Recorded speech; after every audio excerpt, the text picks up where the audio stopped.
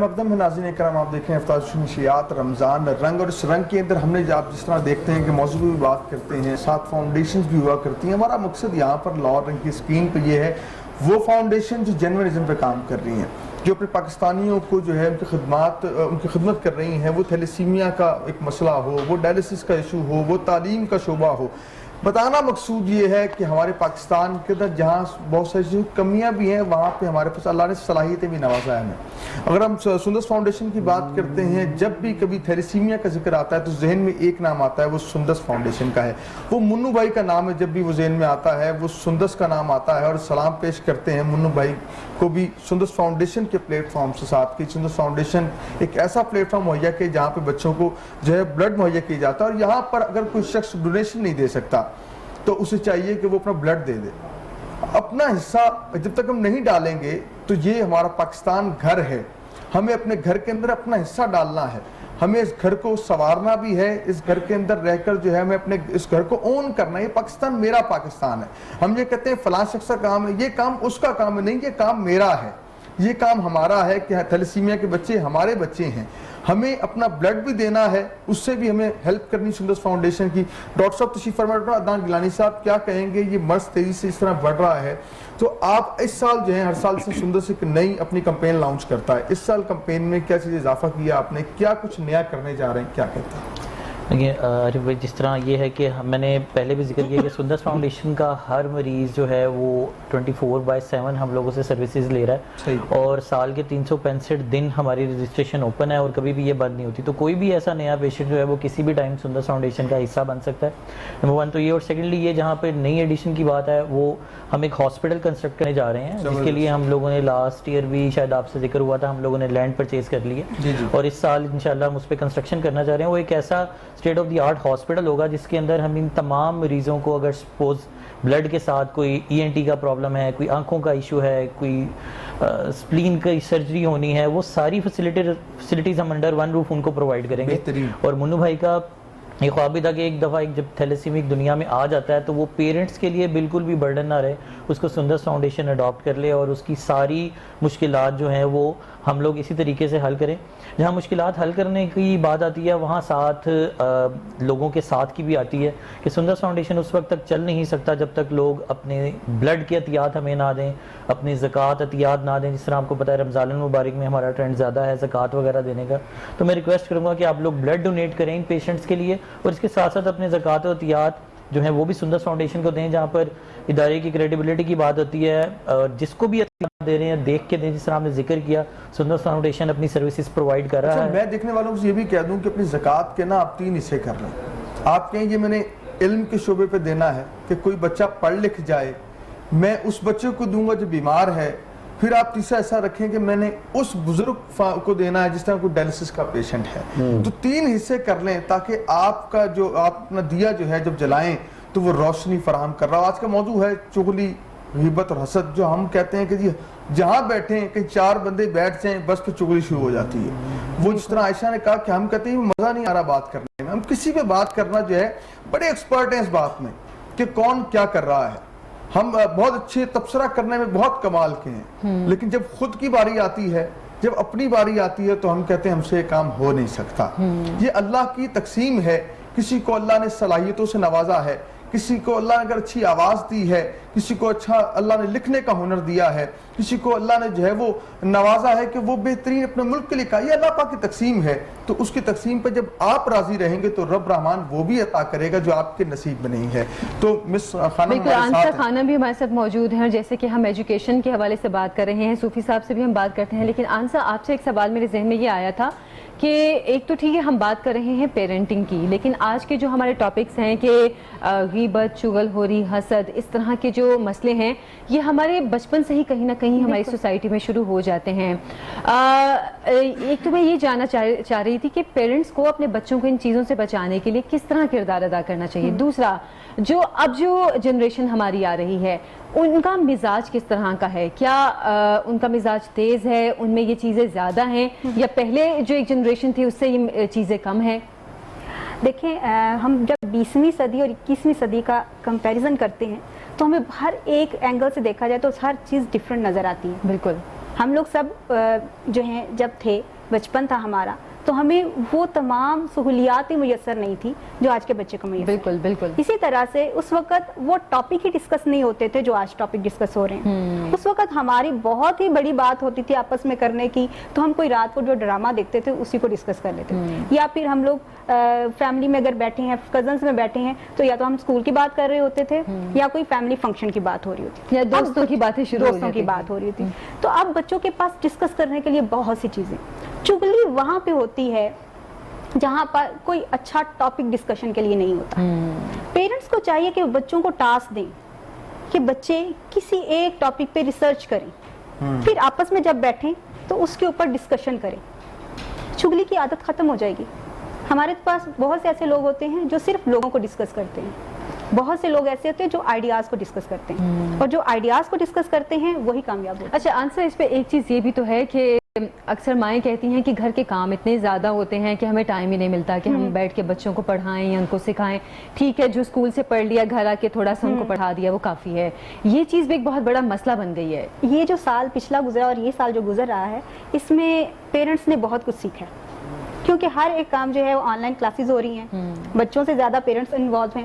تو ہم لوگ پیرنٹنگ پہ پیرنٹس کو بہت زیادہ جو ہے وہ ڈسکشن ہماری ہو رہی ہے, جس میں سب سے پہلا ہمارا جب بھی لاک ڈاؤن ہوتا ہے, پہلے ہوا, اس کے بعد ہوا, اس کے بعد تیسری دفعہ ہو رہا ہے, تو سب سے پہلا جو ہمارا ٹاپک ہوتا ہے وہ ہے ٹائم مینجمنٹ. مدرس کے ساتھ جو ہمارا پہلا سیشن ہوتا ہے وہ ہوتا ہے کہ ہم نے مینج کیسے کرنا ہے اپنے ٹائم کو. اس میں ہماری اپنی پرسنل جو ہے لائف, اس کو بھی, اپنے بچے کے ہوم ورک کے لیے اور اس کے اسکول ٹائم کے لیے بھی, اور ہم نے اپنی جو گرومنگ کرنی ہے, کیونکہ بہت سے ایسے ہمارے سبجیکٹس ہیں جو مدرس اس کو اچھے طریقے سے ہینڈل نہیں کر پا رہی تھیں, بالکل, اور ہمارے پاس ریزلٹس بھی نہیں آ رہے تھے. تو بیسک ہمارا تھا ریزلٹس آئیں کسی طریقے سے. تو ہم نے پہلے جس چیز کو فیس کیا, فرسٹ جب ہوا لاسٹ ایئر جب ہوا تھا مارچ میں, اس وقت جو ہمیں پرابلم فیس کرنے پڑی سب سے پہلی تھی یہی تھی کہ مدرس کہتی تھی ہمارے پاس ٹائم نہیں ہوتا, ہم لوگ اگر سارا دن بچوں کے ساتھ جو ہے وہ بیٹھی رہیں گی تو گھر کے کام کون کرے گا. اور باقاعدہ طور پر مدرس ہمارے ساتھ لڑنے کے لیے آئیں کہ آپ لوگ ہمارے گھروں میں ایک ایک میڈ رکھوا دیں تاکہ وہ سارے کام دیکھ لیں اور ہم لوگ جو ہیں بچوں کے ساتھ بیٹھ کے پڑھائیں. اب ان کو ہم نے ٹائم مینجمنٹ سکھایا. وہ کیسے تھا, جس طرح سے ہم لوگ اپنا پورے دن کا وہ روٹین بناتے ہیں کہ صبح اٹھ کے ہم نے اتنے ٹائم پہ یہ کرنا ہے یہ کرنا ہے. جب ایک بچہ 6 گھنٹے اسکول میں رہ کے ہر ایک اپنے سبجیکٹ کو, اپنی بریک بھی انجوائے کر رہا ہوتا ہے, اپنی مارننگ اسمبلی بھی انجوائے کر رہا ہوتا ہے, سب کچھ انجوائے کر رہا ہوتا ہے, تو وہی بچہ گھر میں 12 گھنٹے کام بھی کر کے کام نہیں کر پا رہا ہوتا. تو ہم نے مدرس کو سب سے پہلے ٹرین کیا کہ وہ پہلے ٹائم ٹیبل کو سیکھیں کہ ہم نے مینج کیسے کرنی ہے. میری ہر بات کے اوپر مینجمنٹ آ جاتی ہے. تو جب ایک انسان اپنے آپ کو مینج کرنا سیکھ لیتا ہے, اپنے ٹائم کو مینج کرنا سیکھ لیتا ہے, اپنی پرابلمس کو مینج کرنا سیکھ لیتا ہے, تو وہ پھر ایکسکیوز نہیں دیتا ہے. پھر وہ بلیم گیم جو ہوتی ہے کہ فلاں کی وجہ سے یہ ہوا, فلاں کی وجہ سے یہ ہوا, ہر ایک اپنی ہر ایک بندے کی گھر میں بھی جاب ڈسکرپشن ہونی چاہیے. ماں کی یہ ہے, باپ کی یہ ہے, بیٹے کی یہ ہے, بیٹی کی یہ ہے. ایون ہمارے ہاں دادیاں ماؤں سے لڑ پڑتی ہیں, تم ہر وقت بچے کو ڈانٹتی رہتی ہو. ہم نے ان کی بھی جاب ڈسکرپشن رکھ دی کہ ان ایریاز پر دادیاں اور نانیاں بھی آئیں گی, پھوپھیاں آئیں گی, چچا آئیں گے, باقی جو ماں اور باپ کے کرنے والے کام ہیں وہ ماں اور باپ ہی کریں گے. بالکل بالکل, ٹھیک ہے, کیونکہ ہم لوگ بگاڑنے میں تو پھوپھیاں اور چاچے بڑے آگے آگے ہوتے ہیں, لیکن جب بچہ بگڑ چکا ہوتا ہے اس وقت کہتے ہیں آپ کا تو بچہ بہت بگڑا ہوا ہے. تبصرہ کرنا ہمیں عادت ہے نا, ساتھ ساتھ میں نے پہلے تربیت اچھی نہیں کی. تربیت ماں کی سب سے پہلے آتا ہے. ماں نے, ہم لوگ ماؤں کو تھوڑا سا پہلے مینٹلی طور پر تیار کر لیتے ہیں کہ آپ کو ہی سننا پڑے گا کل کو, آج ہی اپنے آپ کو بہتر کر لو. یعنی کہ اپنے حصے کا ہم دیا جلانا نہیں چاہتے. آج کا موضوع ہے حسد, چغلی, غیبت اور بہتان کیا ہے. خالد شاہ صوفی صاحب ہمارے ساتھ ہیں. اچھا کیا دیکھتے ہیں, سوشل میڈیا کا زمانہ ہے, کسی نے نئی گاڑی لی, فوراً اس نے اپلوڈ کیا کہ جی الحمدللہ میں نے نیا ماڈل لے لیا. اب اس کو رات کو انتظار رہتا ہے کتنے لائکس آئیں گے, کتنے کمنٹس آئیں گے, اور اب اس کو یہ نہیں پتا کتنے لوگ حسد کرنا شروع ہو گئے ہیں اس کے نئی گاڑی لانے پر. تو یہ جو ٹرینڈ چل پڑا ہے کہ موبائل بھی لینا, سیلفی, جو سیلفی کا زمانہ ہے نا, یہ جو اسمارٹ فون اور اسمارٹ جو ہمیں کر دیا ہے, تو اس حوالے سے آپ کیا کہتے ہیں؟ اچھا, پہلی بات تو یہ کہ اسمارٹ ہم نے نہیں کیا, بلکہ ہماری ساری جو اسمارٹنیس تھی اس کو کھا گیا. اسمارٹ ہو گئی اسمارٹ فون, تو اوور کر دیا ہمیں. میں آپ کی بات کو تھوڑا سا ایک لطیف رائے میں ریورس کیا ہے کہ اسمارٹ تو نہیں کیا اسمارٹ فون نے ہمیں, بلکہ ہماری ساری اسمارٹنیس ہم سے چھین لی ہے. دوسری بات یہ کہ یہ تو ایک مرض بن چکا ہے. یہ تو ایک نفسیاتی عارضے میں مبتلا ہو گئے ہیں کہ یہ کاؤنٹ اگر آپ کر بھی لیں کہ لوگوں نے آتن آپ کے لائکس پہ ٹک ٹک ٹک ٹک کر دیا, 100 نے کر دیا یا 200 کر دیا, آپ کو فائدہ کیا ہوا؟ میں کل ایک انڈین ایکٹر کا کلپ ایک میری نظروں سے گزرا اور اس نے کہا جی کہ میں نے اسمارٹ فون جو ہے بالکل استعمال کرنا ہی چھوڑ دیا. تو اینکر اس سے پوچھتی ہے کہ آپ نے کیوں چھوڑ دیا؟ اس نے کہا کہ میں سال میں ایک فلم کرتا ہوں اور وہ بہت سارے جو میرے کولیگز سال کی درجنوں فلمز کرتے ہیں ان پر وہ بھاری ہوتی ہے, آپ لوگ یہ پروون ہے بات. تو کہتے ہیں ہوا یہ کہ مجھے تھوڑا سا سیل فون میں نے بھی اڈاپٹ کیا, استعمال کرنا شروع کیا, تو ایک تو یہ ہوا کہ مجھے گیم کی عادت پڑ گئی کہ میں بیٹھا گیم کھیلتا رہتا تھا. اچھا, اس نے میرے مطالعہ کا وقت لے لیا. دوسری بات اس نے کہا کہ مجھے سوشل میڈیا پہ میں گیا تو 24 گھنٹے مجھے یہی لگتا تھا کہ سارے ہی آگے بڑھ گئے ہیں, سارے, کیونکہ یہ ایک دکھاوا ہے نا کہ ایک عارضی کلک ہے, اس سے لگتا ہے کہ یہ جو جس نے بڑی وہ گاڑی والی بات کہ بھی وہ بھلے اس نے پتہ نہیں کیسے لی ہے, یا وہ لے بھی سکتا ہے بینک لیز سے لیو لیکن لگا تو دی, اور ایسا لگتا ہے سب آگے بڑھ گئے ہم پیچھے رہ گئے. آپ کا تو ایک دم سے بڑا غرق ہو گیا, آپ تو ڈی مورلائز ہو گئے. آپ سوتے نہیں رات پوری, یہ سوچتے تھے اس نے گاڑی لے لی ہے. سونا تو بہت دور کی بات ہے عارف, آپ تو مایوسی کے اتھاہ گہرائیوں میں گئے نا جی, آپ تو غرق ہو گئے. آپ والی بات, سوشل میڈیا کا سب سے بڑا یہ نقصان ہوا ہے. اور آپ کو پتہ ہے کہ یورپ میں, ویسٹ میں تو اب سوشل میڈیا کی جو یہ ایڈکشن ہے اس سے نجات کے سینٹر کھل گئے کہ یہ اتنی بڑی وبا بن گئی ہے. اور اس کا حسد, اس کا سب سے بڑا کامن جو اس کا بیڈ امپیکٹ ہے وہ حسد ہی ہے. بالکل آپ نے درست کہا. اب اس کو پیرنٹ, جیسے ہماری بہن پیرنٹنگ پہ بات کر رہی تھی, یا اس سے پہلے آپ نے میرے سے ایک سوال کیا کہ کلاس میں کیا ہو سکتا ہے, میں نے کہا استاد کا کیا رول ہو سکتا ہے. ایک حل ہو سکتا ہے, ایک دم سے زندگیوں سے یہ آؤٹ نہیں ہمارے ہوگا یہ سیل فون خاص طور پہ. اب ایک حل ہو سکتا ہے کہ ہم حسد کو رشک میں بدلیں. صحیح. اچھا, یہ کیا ہے حسد؟ کیا ہے حسد؟ آپ کو روکتا ہے, جامد کرتا ہے, ساکت کر دیتا ہے, ٹھیک ہے, آپ کو جلانا شروع کر دیتا ہے, ٹھیک ہے, آپ کو روک لیتا ہے. اور رشک کیا ہے؟ وہ آپ کو تحریک دیتا ہے, آپ کو متحرک کرتا ہے, آپ ایکٹیو ہوتے ہیں. آپ کہتے ہیں کہ اچھا اس نے حاصل کی, وہ بھی میرا ایک کولیگ تھا, وہ بھی میرا ایک کزن تھا, وہ بھی, میں بھی حاصل کروں گا. جب آپ یہ کہتے ہیں نا, جب آپ منزل کا تعین کرتے ہیں, اس میں کیا ہے, رشک بیسکلی آپ کے سامنے چراغ راہ بن جاتا ہے, آپ کی منزل کا راستہ اوپن کر دیتا ہے. تو جب منزل کا راستہ اوپن ہو جاتا ہے عارف صاحب, تو یہ اللہ تعالیٰ نے انسان کو یہ خوبی دی ہے, تو وہ خود بخود وہ ٹریک, وہ ٹول اس کو آنا شروع ہو جاتے ہیں کہ یار آپ یہ میں اس طرح پڑھوں گا, اس طرح سیکھوں گا. یہ کامیاب ہو جائے نا, اگر کوئی دوست صاحب کوئی کامیاب ہو تو اس کو مبارکباد دینے, بندہ اگر دل سے مبارکباد دے, تھوڑا مشکل ہوتا ہے پہلی بار اس کی کامیابی پہ مبارک, لیکن ایک بار اگر آپ دل سے مبارکباد دینا شروع کر دیں, پھر آپ دیکھیں اللہ آپ کے لیے کیسے رشک کی ہے نا, وہ رشک کی. مشکل ضرور ہے, پہلے ہوتا ہے انسان ہے کہ جی اچھا وہ کامیاب ہو گیا ہے, لیکن یہ کہ ایک بار آپ شروع تو کریں, آغاز تو کریں. پھر اچھا, وہ میں تھوڑا سا ڈریگ ہوئی, وہ بات بھی بڑی سمجھنے کی ہے کہ اچھا اس نے کہا کہ میں دیکھا کہ میرا بہت سارا وقت ضائع ہو گیا, میں پڑھ نہیں پاتا تھا, میں لوگوں کا کام نہیں دیکھ پاتا تھا, میں نئی ٹیکنیک نہیں سیکھ پاتا تھا. اور اس نے ایک اور بڑی اہم بات کی کہ جو وقت میرا سوچنے کا تھا, ایک لفظ ہے غور و خوض کرنا, ٹھیک ہے جی.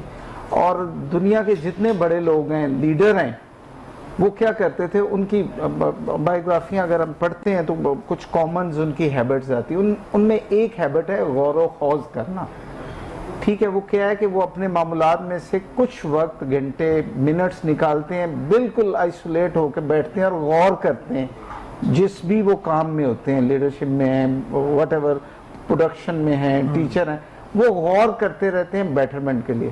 تو اس نے کہا کہ میں غور کا ٹائم جو تھا میرے پاس وہ بھی چھن گیا تھا.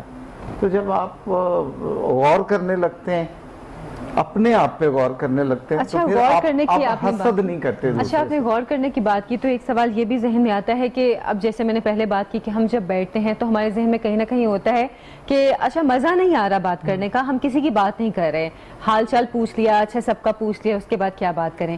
اس کی شاید ایک وجہ ہم اس کو یہ بھی کہہ سکتے ہیں کہ ہمارے پڑھائی سے دوری, تعلیم سے دوری, یا ایک اچھا علم حاصل کرنے سے دوری بھی ہے ہماری, کہ ہم بجائے اس کے کہ ہم کچھ فائدے کی باتیں کریں کہ اچھا ہم نے وہ کتاب پڑھی ہے, چلیں وہ فلم دیکھ لی, وہ فلم اچھی تھی, اب ہم بات کرتے ہیں فلانے میں یہ کمی ہے, اس میں یہ کمی ہے, اچھا اس میں اپنی یہ. کوتاہیاں ہم خود نہیں دیکھتے عائشہ, اس طرح میں نے بات کی کہ ہر شعبے کے اندر ہم حسد کر رہے ہیں. اچھا عمران بھائی, آپ کا ایک مذہبی جو ہے خاندان سے بھی تعلق ہے, پھر ایک مذہبی جو ہے ایک فیلڈ جو ہے اس کے اندر آپ ہیں, اس میں علماء بھی ہیں, اس میں نعت خواں بھی, یہاں بھی پروفیشنل جیلسی بہت زیادہ ہر فیلڈ میں کہ یہاں بھی بہت زیادہ پائی جاتی ہے. تو آپ ایز اے نعت خواں ہونے کے ناطے کیا کہتے ہیں یہ جیلسی کیوں پائی جاتی ہے, اور اس کا جو حل ہے وہ کیا ہے تو مشکل لیکن بات تو سچ ہے. ہاں بات سچ ہے, اور اس فیلڈ میں بھی بہت زیادہ ہے, آپ بھی ریلیٹڈ ہیں اس فیلڈ سے. اس حوالے سے ایک ہمارے دوست تھے تو وہ بڑے میرے ساتھ یو کے ٹور پہ تھے, تو بڑے فرسٹریٹڈ تھے کہ یار مطلب ایک بندہ بہت بزی ہے, میں کوشش کر رہا ہوں اب میں اس جیسے ہونے لگا ہوں. مطلب یہ روز مجھے آ کے سنا رہے تھے کہ بس اب گھنٹے بعد ہو جانا میں نے اس جیسا. تو میں نے اس کو بولا, میں نے کہا یار بات اس طرح ہے کہ اللہ تعالیٰ نے جو تقسیم کی ہے نا, آپ اگر یہ سوچو کہ جس مقام پہ وہ ہے, کچھ ایسے لوگ بھی ہوں گے جو آپ کو اپنا آئیڈیل سمجھتے ہوں گے. صحیح ہو سکتا ہے کہ وہ لوگ ایسے ہوں کہ وہ آپ بننا چاہیں, تو آپ اس چیز کو انجوائے کرو, اس کا مزہ لو کہ اللہ تعالیٰ نے جو آپ کو بنایا ہے اس کا لطف لو, آگے کی کوشش ضرور کرو. لیکن اگر یہ رات دن یہی سوچتے رہو گے کہ میں گھنٹے بعد ویسا ہونے لگا ہوں, تو وہ نہیں ہو سکتا. اس سے یہ ہوتا ہے کہ آپ کی ایبیلٹیز جو ہیں وہ آپ پروو نہیں کر سکتے, اس کو 24 گھنٹے ایک تذبذب میں, ایک پریشانی میں بندہ رہتا ہے. ہماری فیلڈ بھی ایسی ظاہر ہے, ایسے معاملات شوبز میں بھی ہم لوگ ہوتے ہیں اپنا محافل کے حوالے سے بھی. تو اس کا حل تو یہی ہے, یہ کیسی باتیں ہیں تو محفل میں, لیکن پھر بھی حسد کر رہے ہیں آپ, بات دینی کر رہے ہیں, بالکل دین سیکھ بھی رہے ہیں, ہونے نہیں چاہیے, درس بھی دین کا یہ دے رہے ہیں آپ کہ حسد نہ کریں, لیکن کر بھی حسد رہے ہیں آپ. یہ کیسی جو ہے نا منافقت ہے, بالکل ایسی. کیا کہتے ہیں ہماری فیلڈ میں تو ظاہر ہے اس چیز کا ہمیں تو لوگ مطلب آئیڈیل سمجھتے ہیں. اسٹیج کے جو لوگ ہوتے ہیں وہ تو ایک لوگوں کے لیے آئیڈیل ہوتے ہیں, ان کے ہر حرکات و سکنات کو فالو کر رہے ہوتے ہیں لوگ, لیکن اندر بھی بیٹھ کے یہی کچھ ہو رہا ہے. مطلب بات پھر وہی ہماری یہ سوسائٹی کا المیہ ہے, ہم جس بھی شعبے سے ہوں, چاہے ہم مذہبی شعبے سے ہیں, چاہے ہم ٹی وی کے شعبے سے ہیں, یا کسی بھی شعبے سے, ہمارے دل میں کہیں نہ کہیں حسد آ ہی رہا ہوتا ہے دوسرے کی کامیابی پہ. وہ ہمارے کلیگ ہیں, بلکہ ایک چیز اور بھی, اکثر بہن بھائیوں میں یہ حسد ہوتا ہے بہت زیادہ کہ بھئی یہ بھائی یا بہن ہمارا کیوں آگے بڑھ رہا ہے, ہم کیوں نہیں آگے بڑھ رہے, یا ماں باپ اس کی زیادہ کمائی پہ پیار کر رہے ہیں, ہمیں کیوں نہیں کر رہے ہیں. صحابہ اکرام کی بات کی جائے, اگر ہم یہاں صوفیاء کی بات کریں, جو خطہ صوفیاء خطہ ہے, یہاں پر اولیاء اکرام کے ذریعے سے دین پھیلا ہے, ان کی حیات پاک دیکھیں ہم تو صوفیاء کے ہاں یہ اہتمام کیا جاتا تھا کہ انہیں تزکیہ نفس سکھایا جاتا تھا. تزکیہ نفس ہوتا تھا کہ آپ نے کسی کی اگر کوئی خوشی ہے تو اس کو اور خوش ہونا ہے, اس کو دعاؤں سے نوازنا ہے, اگر کوئی پریشان ہے اس کی پریشانی کو کم کرنا ہے. اور صوفیاء کا اذکار کا بہت اہتمام ہے, جس طرح میری بہن نے کہا کہ ٹائم کو مینج کرنا ہم سکھاتے ہیں. دین سے بڑھ کے ٹائم کو مینج کرنا کوئی نہیں سکھاتا. دین کہتا ہے فجر کے ٹائم اٹھ جائیں, کہا کہ جو اذان ہوتی ہے نا وقت پہ نماز کیوں ہوتی ہے, ایسا بھی ہو سکتا ہے زور کے ٹائم اذان ہوئی ہے, ایسے کے ٹائم جماعت سے نماز پڑھ لیں, زور کی نہیں, وقت سے نماز پڑھنا, ٹائم کو مینج کرنا دین سکھاتا ہے. اگر زور کا آپ فجر کے ٹائم اٹھتے ہیں, سب سے بہترین جو آپ کو ٹائم مینج ہے نا وہ دین سکھا رہا ہے. بے شک. تو جو صوفیاء کا ہاں طریقہ تھا وہ اذکار کا طریقہ, کہ کوئی وقت خالی فرصت آپ کو نہ ملے, وہ اذکار کا طریقہ تھا. اس کے بعد پھر انہوں نے لنگر خانوں کا اہتمام کیا, پھر وہاں پہ تعلیم کا, ایک خانقاہ کے اندر نا میرے مرشد کریم کہتے ہیں کہ 5 جو ہیں وہ اوصاف ہوتے ہیں, کہ ایک عقیدہ و نسبت, عمل و کردار ہوتا ہے, پھر تدریس اس کے اندر ہوتی ہے, پھر تعلیم ہوتی ہے, پھر خدمت خلق ہوتی ہے. جب یہ 5 چیزیں انسان اپنے اندر ڈال لیتا ہے, یقین جانے نہ پھر حسد رہتا ہے, نہ انتقام رہتا ہے, نہ بہتان رہتا ہے, کیونکہ آپ پھر اپنی ذات کو اور لوگوں کو سنوارنے میں لگ جاتے ہیں. ہمارے ہاں المیہ یہ ہے کہ ہم ڈسکس تو کرتے ہیں کہ مسئلہ کیا ہے, اس کا حل پیش نہیں کرتے. خالد بھائی کیا کہتے ہیں اس حوالے سے؟ عارف صاحب, اس کا صرف ایک حل ہے کہ بندہ سمجھ لے کہ اللہ نے انسان کو خلق کس لیے کیا ہے. وہ کس لیے کیا ہے کہ دنیا اور آخرت میں بھلائی کے لیے. اچھا آپ ہی کی بات کو آگے بڑھاتے ہیں, دنیا اور آخرت دونوں کی بھلائی کے لیے جب آپ منزل آپ کی ہے تو آپ مصروف ہیں, آپ کے پاس وقت ہی نہیں ہے. اچھا, اگر ہم اس کو یہ موٹیویشن کے یا تربیت کی جو دنیا ہے اس کے حوالے سے غور کریں تو جس بندے کا مقصد حیات ہے اس کے پاس تو ایک لمحہ بھی نہیں ہے. خوبصورت بات. وہ کیا کہتا ہے, وہ کہتا ہے کہ اے کاش 24 گھنٹے 48 ہو جائیں, 72 ہو جائیں. اس کے پاس تو وقت ہی نہیں. اس نے ایک منزل کا تعین کر لیا, بھلے وہ صوفی ہے, اس نے کوئی خانقاہ ہی کیوں نہیں ڈیولپ کرنی. تو خانقاہ, ایک خانقاہ جس پر 4 لوگ آ کے پڑھ رہے ہیں, فیض لے رہے ہیں, لنگر کھا رہے ہیں, اس کو بڑھانے کے لیے اس صوفی کو کتنی زیادہ توجہ اس کام پہ دینی پڑے گی. میں آپ ہی کی مثال لے لیتا ہوں. اگر آپ کا سکول ہے, آپ کا کالج ہے, آپ کی کوئی انسٹیٹیوشن ہے, یا جیسے ہماری فاؤنڈیشن ہے, اگر میں ایک فاؤنڈیشن کے ٹیم لیڈ کے طور پہ یہی غور کرتا رہوں گا کہ یار وہ آرگنائزیشن کتنی آگے بڑھ گئی, وہ کہاں بڑھ گئی, تو جس دائرے میں میں ہوں وہ بھی سکٹ جائے گا, میں اور کم. اور اگر میں 24 گھنٹے جی رہا ہوں کہ میں نے آگے بڑھنا ہے, میں آگے بڑھنا ہے, تو مجھے بتائیں میں حسد کے کہاں کروں گا. بس خوبصورت بات کی. ڈاکٹر صاحب, تو آپ کے آنے کا بہت شکریہ, تشریف لائے. ناظرین کرام, یہ وقت ہوتا ہے ایک شارٹ بریک کا. حاضر ہوں گے سکین کے ساتھ. بریک کے بعد آپ کو پھر سے خوش آمدید کہتے ہیں. ہمارے گیسٹ ہمارے ساتھ موجود ہیں, آج کے ٹاپکس کے حوالے سے بھی بات کر رہے ہیں اور مختلف فاؤنڈیشنز کا بھی ذکر کر رہے ہیں. اور جیسے کہ ہم بار بار کہہ رہے ہیں کہ فاؤنڈیشنز کا ذکر کرنے کا مقصد ایک یہ بھی ہوتا ہے کہ کہیں نہ کہیں ان کو آپ کی امداد کی ضرورت ہوتی ہے. اگر ہم یہ سوچیں کہ کوئی اور مدد کر رہا ہوگا تو شاید ہم اپنے حصے کی نیکی گوا دیتے ہیں. ہم پہلا قدم اٹھائیں, ہم اپنے حصے کی نیکی ڈالیں, ان کی کچھ امداد کریں, تو شاید ہو سکتا ہے ہماری امداد سے کوئی اور بچہ پڑھ جائے, کسی اور بچے کا علاج ہو جائے, کسی اور کے لیے بہتری ہو جائے. تو کوشش کریں, رمضان کا بھی بابرکت مہینہ ہے, یہ جن فاؤنڈیشنز کا ہم ذکر کر رہے ہیں ان کے لیے کچھ مدد کے لیے آپ بھی اپنا حصہ ڈالیں. اچھا, میں اچھا یہ بات ہے کہ چلے امداد نہیں دے, داد ہی دے دیں. داد دے دیں, بالکل. داد دینا بھی تو نیکی ہے, کسی کی تعریف کرنا بھی نیکی ہے, اور کسی کے پاس کوئی اچھی چیز ہو تو اس کی اچھے دل سے تعریف کرنا, وہ رشک کی ہم بات کر رہے تھے, اس پہ رشک کرنا یہ بھی نیکی ہے. اچھا, ہم رشک کی بھی بات کر رہے ہیں اور آج کل کے مزاج کی بھی بات کر رہے ہیں, کیونکہ ٹھیک ہے جھوٹ, بہتان اور حسد, یہ چیزیں تو بہت ہماری سوسائٹی میں عام ہو گئی ہیں. آنسا, میں آپ سے جاننا چاہوں گی کہ ہم نے ابھی بات کی کہ بچوں کے مزاج اب بہت مختلف ہیں, تیز مزاج ہیں بچوں کے پہلے کی نسبت. ایک چیز یہ بھی دیکھنے میں آتی ہے کہ بچے اگر کوئی غلطی کرتے ہیں تو اپنی غلطی تسلیم کرنے کی بجائے اس کا الزام دوسرے کے سر پہ ڈال دیتے ہیں. کہیں نہ کہیں شاید بڑے ہو کے یہ چیزیں بہتان کی اس میں آ جاتی ہیں, لیکن یہ چیزیں بچپن سے شروع ہو جاتی ہیں کہ اپنی غلطی کسی دوسرے کے سر ڈال دینا, یا اپنے آپ کو بچانے کے لیے کسی دوسرے کو کہنا کہ اس نے یہ غلطی کی ہے. یہ آہستہ آہستہ بہتان کی طرف چیزیں ہی جاتی ہیں. بالکل. اس کا جو مین ریزن ہوتا ہے وہ ہوتا ہے کہ آپ کا ریئیکشن کیسا ہے. ایکشن تو ایک ہو گیا, اس کے بعد جو ریئیکشن آپ کی طرف سے جاتا ہے بچوں کی طرف, اس کی وجہ سے بچے جھوٹ بولنے کی طرف آتے ہیں. فار ایگزامپل, ایک بچے نے گلاس توڑ دیا, اس کے اوپر ماں کی طرف سے ایسی ڈانٹ پیٹی کہ اس بچے نے توبہ کر لی. اب دوسری دفعہ ٹوٹنے والی چیز ہے, ٹوٹے گی, دوبارہ سے اسے وہی ڈر ہوگا کہ مجھے دوبارہ سے ڈانٹ بھی پٹے گی. تو اس کے اوپر جو ریئیکشن ہے وہ اگر لائٹ ہو جائے گا تو ہم اتنی بڑی فساد کی جڑ جو ہے جھوٹ, اگر ہم دیکھیں اوور آل جتنی بھی برائیاں ہیں معاشرے کی, ان سب کی جڑ ہے جھوٹ.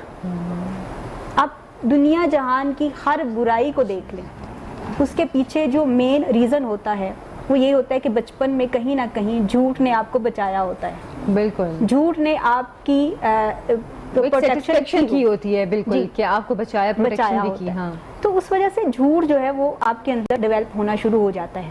ٹھیک ہے, اب اگر ماں باپ چاہتے ہیں کہ ہمارے بچے کے اندر یہ ایک عادت ڈیولپ نہ ہو تو وہ ہمیشہ اپنے بچوں کو تھرڈ آئی کنسیپٹ دیں. اور وہ تھرڈ آئی کانسیپٹ کیا ہے؟ ایک میں ہوں, ایک آپ ہیں. اللہ کی ذات ہر وقت دیکھ رہی ہے, آپ کہیں کوئی بھی نہیں دیکھ رہا, اللہ کی ذات آپ کو دیکھ رہی ہے. مطلب بچے کے دل میں یہ بات ڈالیں کہ اچھا میں نے نہیں دیکھا, لیکن اللہ تعالیٰ لیکن اللہ تعالیٰ ہر وقت دیکھ رہا ہے اور وہ ہر ایک چیز کو نوٹ کر رہا ہے, کیونکہ بچے ہیں, بچے اپنے لیول کا سوچیں گے. ہم اللہ تعالیٰ کی ذات جو ہے بچوں کے سامنے پہلے ہی دن نہیں کہیں گے وہ وحدہ لا شریک ہے, وہ جہاں بھی ہے نظر آ رہا, ہمیں دیکھ رہا ہے. ہم بچے کو ریالٹی پہ لا کے اس کو سمجھائیں گے. جیسے میری باجی ہے, ان کے بچے ایک قاری صاحب کے پاس پڑھتے تھے, تو قاری صاحب نے ہر روز کہنا شروع کر دیا اللہ تعالیٰ اس پہ بھی مارتا ہے, اس پہ بھی مارتا ہے, اس پہ بھی مارتا ہے. انہوں نے ہاتھ والا ایلیمنٹ انہوں نے ڈال دیا, ہاتھ جوڑ دیے کہ خدا کا واسطہ ہے میرے بچے کے دل میں اللہ کا پیار ڈال دو. اب وہ کھانا سامنے آیا تو کہا اللہ تعالیٰ کی طرف سے گفٹ آیا ہے، کپڑے ہیں اللہ تعالیٰ کی طرف سے گفٹ آیا. چھوٹا بچہ ہے، وہ انہی چیزوں پہ راضی ہوگا اور اسی طرح سے اس کے دل میں اللہ کا پیار جاگے گا. اگر ہم بچے کے دل میں ڈالنا چاہتے ہیں کہ اللہ تعالیٰ کی ذات نے ہمیں ہر چیز سے نوازا ہے، اللہ تعالیٰ اگر ہم جھوٹ بولیں گے تو ہماری کیوٹ اسمائل ختم ہو جائے گی، اگر ہم جھوٹ بولیں گے تو اللہ تعالیٰ جی ہمیں رات کو یہ چیزیں نہیں دیں گے، کھانا نہیں دیں گے، ہمیں یہ پیارے کپڑے جو آپ پہنتے ہو یہ بھی نہیں دیں گے. ہم بچوں کے دل میں اسی لیول پہ آ کے، کیونکہ ہم جس لیول پہ بچے کو تربیت دینا چاہتے ہیں ہم اس کو اس لیول پہ آ کے نہیں سمجھانا چاہیے، ہمیں اس کے لیول پہ آ کے اس کو سمجھانا ہے. لیکن اب پیرنٹنگ مشکل کیوں ہو گئی ہے؟ کیونکہ ہم بار بار سوشل میڈیا کا بھی ذکر کرتے ہیں، کیونکہ وہ تو ایک فیکٹ ہے. سوشل میڈیا ہماری زندگیوں میں اس حد تک رچ بس چکا ہے کہ ہم اس کو نکالنا بھی چاہتے ہیں تو نہیں نکالتے. کہیں نہ کہیں ماں باپ کا بھی دھیان ان چیزوں کی طرف لگ گیا ہے کہ وہ بچوں کے لیے اس طرح تربیت کرنے میں کوتاہی کر رہے ہیں. دیکھیں ہر ایک چیز جو ہے اس کے پازیٹیو اسپیکٹس بھی ہوتے ہیں، نیگیٹیو بھی ہوتے ہیں. ہم سوشل میڈیا کو جس طرح سے پیش کرتے ہیں وہ ایکچولی ویسا ہے نہیں. اگر ہم اس میں سے کچھ پازیٹیوٹی لینا چاہیں تو ہم لے سکتے ہیں. جیسے ہم بچوں کی تربیت کے لیے، میں نے شروع میں ایک بات کہی کہ ہم بچوں کی تربیت کے لیے بچوں کو ٹاسک دینا شروع کر دیں، کوئی ذمہ داریاں دینا شروع کر دیں. بچوں کو رسپانسبل بنانے کے لیے، ایک رسپانسبل سٹیزن بنانے کے لیے اس کو گھر کی چھوٹی چھوٹی ذمہ داریاں دیں. اس کو اگر وہ موبائل فون استعمال کر رہا ہے، سوشل میڈیا استعمال کر رہا ہے، کمپیوٹر استعمال کر رہا ہے، تو اس کو ٹاسک دینا کہ یہ کام کرنا ہے، اتنے ٹائم میں کرنا ہے، تم نے یہی کرنا ہے. جب بچے کو ہم اسپیئر ٹائم دیں گے اپنی جان چھڑوانے کے لیے، مائیں ان کو موبائل دے کر خود اپنے کاموں میں بزی ہو جائیں گے، تو پھر بچہ کچھ بھی دیکھے گا. یہاں ایک اور بھی ایلیمنٹ ہے، وہ یہ کہ ہم والدین نے یہ سمجھا کہ ہم اچھے پیسے کما لیں، بچے کی تعلیم اسکول والوں کی ذمہ ہے، ٹھیک ہے، تعلیم اسکول والے دیں گے. اگر کہیں اس نے آؤٹنگ کرنی ہے تو ہم نے اسے آن لائن آرڈر منگوا کے دے دینے، کہ انہوں نے اپنی ذمہ داری کسی اور پر ڈال دی ہے. اس کو ایسے مسائل ہوئے ہیں. اور ہمارا ایک سیگمنٹ جو ہے جس کا شدت سے آپ کو بھی انتظار رہتا ہے اور مجھے بھی انتظار رہتا ہے، بھی عائشہ کو بھی بڑا انتظار رہتا ہے، دوسرے درود. ایسا سیگمنٹ جو الحمدللہ پورے میڈیا ہاؤسز کے اندر میں بات بروز کہتا ہوں کہ یہ ایسا سیگمنٹ ہے جو الحمدللہ ہمیں بھی اہتمام کرنے کی سعادت حاصل ہوئی ہے. ہمارا مقصد یہ ہے، جس طرح ہمارے پاس یہاں پہ آج بات ہو رہی ہے کہ والدین کو چاہیے کہ بچوں کی تربیت کریں. ہم اپنے اسکرین کے ذریعے یہ چاہتے ہیں کہ بڑے ہوں، بچے ہوں، جوان ہوں، سب حضور کے درود کے ذاکر بن جائیں. جہاں پہ ہم روز کوئی کام کرتے ہیں، روز کئی بنیادوں پہ ہم کام کرتے ہیں کہ لوگوں کو ڈائری لکھنے کی عادت ہے، وہ روز ڈائری لکھتے ہیں اپنی، انہوں نے کیا کیا، کل کیا کرنا ہے، یہ بھی لکھتے ہیں. تو ہم جہاں پہ لکھنے کی عادت ہے، پڑھنے کی عادت ہے، ہمیں روز کھانا کھانے کی ضرورت ہے نا ہمارے جسم کی، تو ہمیں اس طرح درود کی بھی عادت ڈالنی چاہیے. یہ ہماری روح کی ضرورت ہے. ہمیں یہ بات ذہن نشین کرنی ہے کہ جب ہم ڈائری لکھیں سب سے پہلے یہ لکھیں کیا میں نے آج درود شریف پڑھا. اگر نہیں پڑھا تو اسی وقت آقا مولا کی بارگاہ میں نذرانہ عقیدت پیش کر دیا جائے، اسی وقت درود پاک پڑھ لیا جائے. درود پڑھنے کے فائدے کیا ہیں؟ صرف ایک بات کرتے ہوئے ہم اپنے مہمان کی جانب جائیں گے کہ درود پڑھنے سے آپ کا چہرہ بھی اچھا ہو جاتا ہے. آج آپ بیوٹی کریمز لگاتے ہیں کہ آپ کا چہرہ اچھا ہو جائے. میں یقین سے وثوق سے کہتا ہوں آپ روز 100 مرتبہ درود پاک پڑھنا شروع کر دیجئے. ایک ماہ بعد اپنے چہرے پہ نور دیکھیے گا کیسا ہوتا ہے. چہرے پہ جو گلو آئے گا نور کی برکت، وہ جو ہے وہ ہوگی، وہ درود کی برکتوں سے ہے. تو درود کے ذاکر بن جائیں. اور آج کون سا درود ہمیں یوسف بھائی بتا رہے ہیں؟ یوسف بھائی خوش آمدید. کون سا درود بتا رہے ہیں آپ؟ بسم اللہ.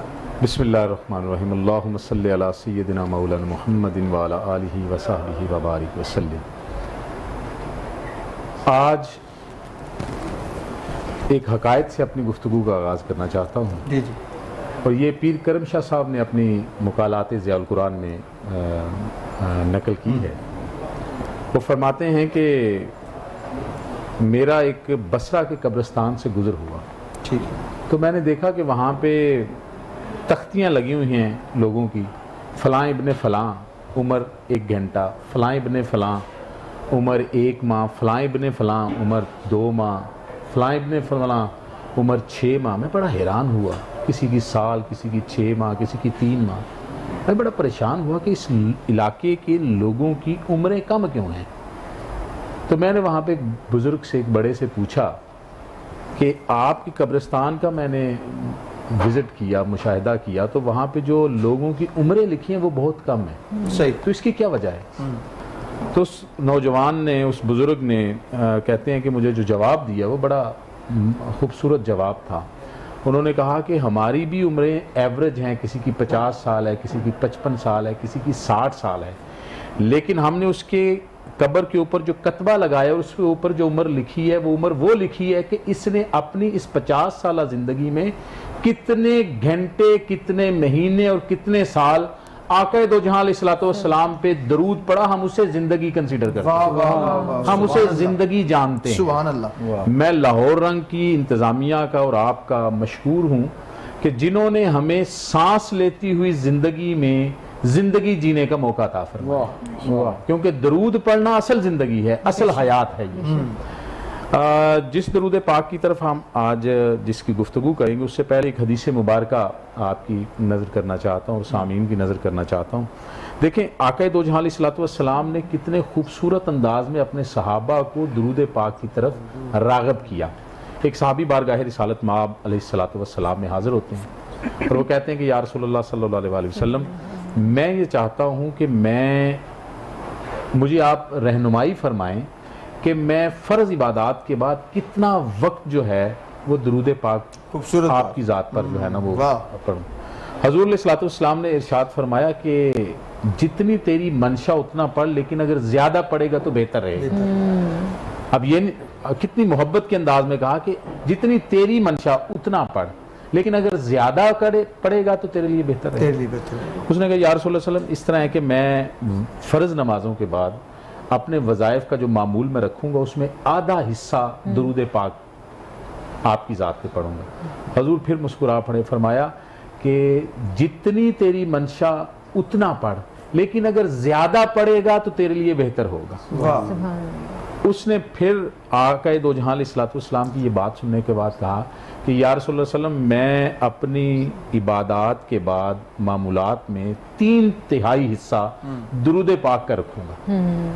جب حضور نے یہ سنا تو حضور پھر مسکرا پڑے اور فرمایا کہ جتنی تیری منشا اتنا پڑھ، لیکن اگر زیادہ پڑھے گا تو بہتر رہے گا.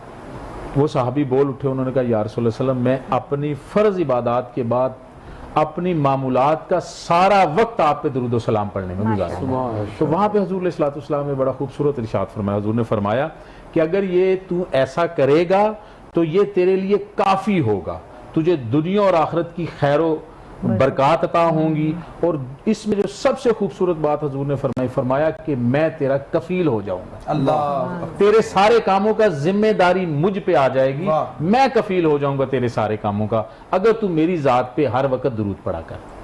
تو ہمیں اس رمضان ٹرانسمیشن میں گوشہ درود کہ اس پروگرام کا صرف مقصد یہ ہے جو آپ روزانہ کی بنیاد پہ ہمارے سامعین کو یاد دلواتے ہیں، وہ یہ ہے کہ آپ جہاں پہ بھی بیٹھے ہیں، جس انداز میں بھی ہیں، آپ اپنی زندگی کا یہ معمول بنائیں کہ آپ چند لمحے، چند منٹ نکال کر آقا دو جہاں علیہ الصلوۃ والسلام کی ذات پہ درود پڑھیں.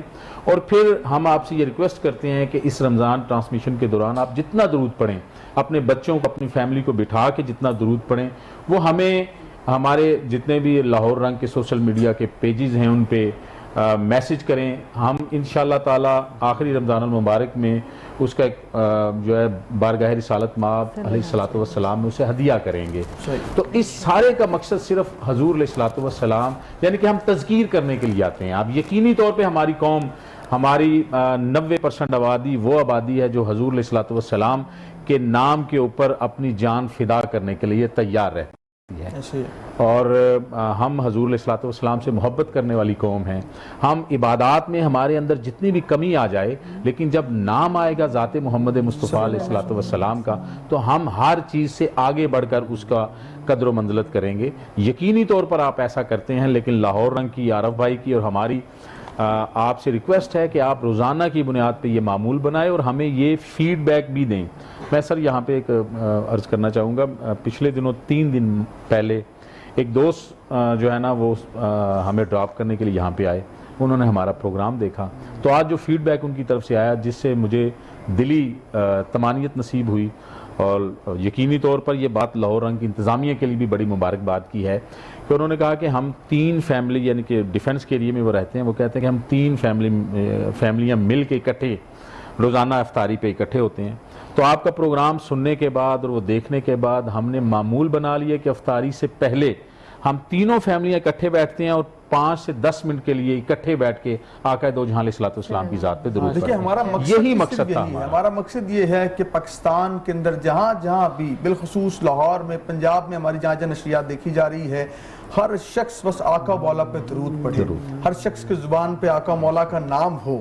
اور اب بھی یہ ہم دیکھتے ہیں اگر دیکھیں کئی شخص غصے میں ہو, اس دن ہم بات کر رہے تھے غصے میں ہو, اگر آقا مولا پہ درود پڑھے تو غصہ ٹھنڈا ہو جاتا ہے.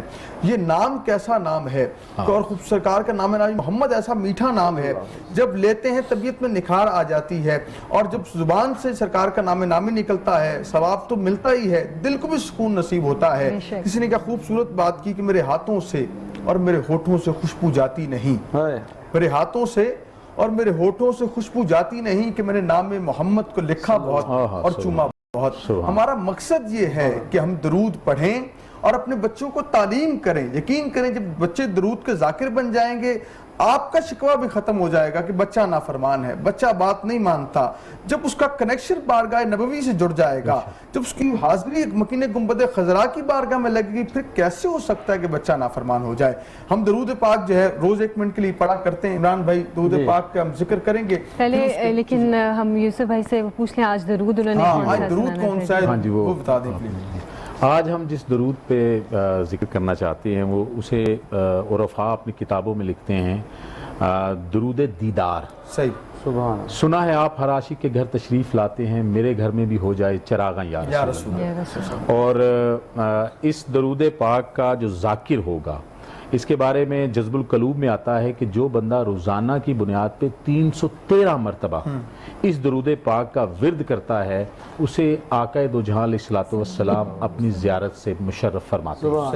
اور اگر کوئی بندہ 3 سال ریگولر 4100 دفعہ روزانہ کی بنیاد پہ یہ درود پاک پڑھے گا جسے درود دیدار کہتے ہیں تو آقا دو جہاں علیہ السلام کی بارگاہ کی اسے حضوری نصیب ہو جائے گا اور اسے روحانی فیض ملے گا.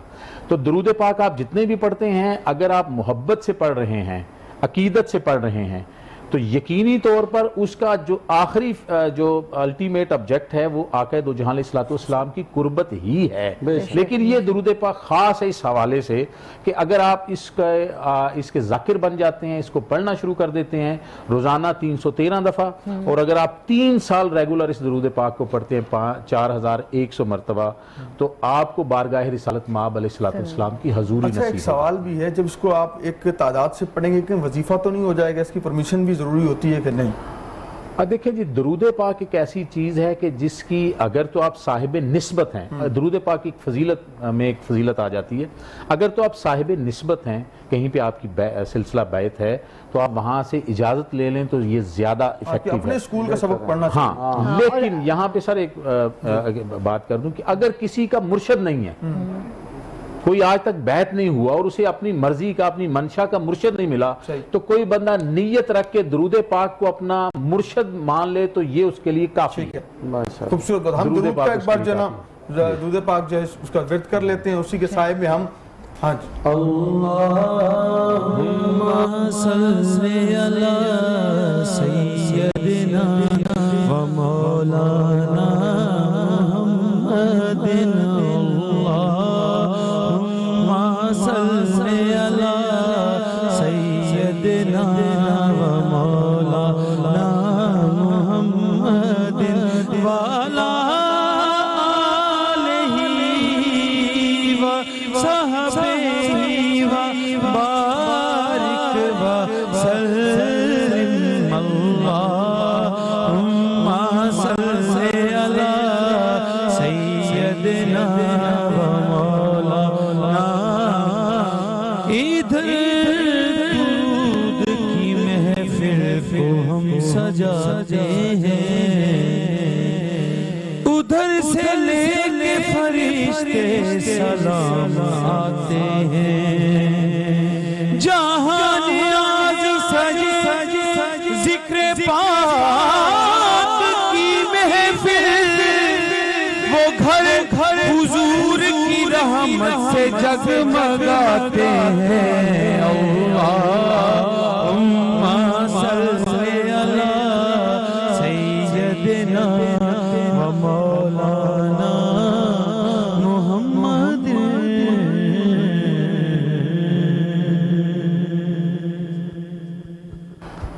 आक़ा दो जहां अलैहिस्सलाम मुबारका पर दुरूद पाक पढ़ने का, जैसा कि इससे पहले भी जिक्र हुआ, सबसे बड़ा फ़ायदा ये है कि हजूर अलैहिस्सलाम का कुर्ब नसीब होता है।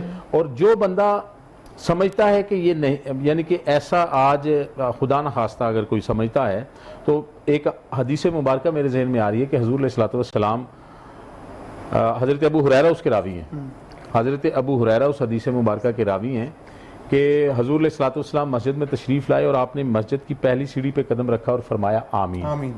दूसरी पे कदम रखा तो फरमाया आमीन, तीसरी पे कदम रखा तो फरमाया आमीन। तो सहाबा ने पूछा कि या रसूल सल्लम आज हस्बे खिलाफ मामूल ये 3 आमीन आपने किस बात पे की? तो हजूर अलैहिस्सलाम ने इरशाद फरमाया कि मेरे पास जिब्राइल अलैहिस्सलाम तशरीफ लाए थे, उन्होंने 3 दुआएं की और मैंने उस पे आमीन कहा। पहली आपने फरमाया कि जब मैंने सीढ़ी पे कदम रखा तो उन्होंने दुआ की कि अल्लाह या रसूल सल्लम वो बंदा तबाह बर्बाद हो जाए जो आपका नामे नामी इसमें ग्रामी मोहम्मद अलैहिस्सलाम सुने और आप पे दरूद ना पड़े। अब सरदारुल अंबिया आमीन कहने वाले और फरिश्तों के सरदार दुआ कहने वाले हैं। तो इससे, और दूसरी सीढ़ी पे जब कदम रखा तो उन्होंने कहा कि या रसूल सल्लम वो शख्स तबाह बर्बाद हो जाए जो सेहत और सलामती के साथ रमज़ानुल मुबारक का महीना पाए और अल्लाह को राज़ी ना कर सके। तीसरा, जो अपने बूढ़े माँ बाप में से एक को पाए या दोनों को पाए और उनकी खिदमत करके जन्नत हासिल ना कर सके, ऐसा शख्स तबाह बर्बाद हो जाए। और ये आखिरी बात करते ब्रेक की तरफ जाएंगे। 313 बार दुरूद पढ़ना कसरत में शुमार होता है। यहाँ लेते हैं शॉर्ट ब्रेक, हाजिर होंगे यकीन के साथ, क्या आप हमारे साथ रहेंगे?